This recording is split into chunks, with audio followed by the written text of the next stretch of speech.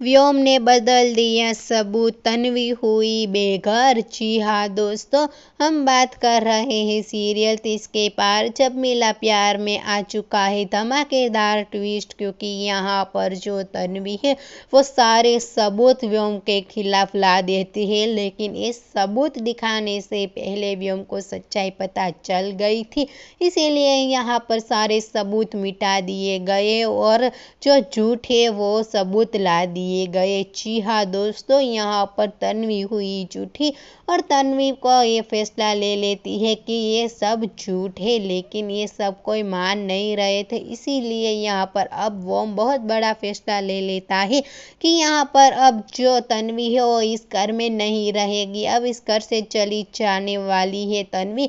अब यहाँ पर ये देखना इंटरेस्टिंग और धमाकेदार होने वाला है, क्या यहाँ पर तन्वी अपनी बेगुनाही साबित कर देगी, क्या वोम की सच्चाई ला देगी सबके सामने। वेल, जो भी होगा उसकी अपडेट हम आपको देते रहेंगे। फिलहाल के लिए तो इतना ही, और ऐसे ही अपडेट देखने के लिए जुड़े रहिए हमारे साथ, हमारी चैनल नेक्स्ट शो अलर्ट में।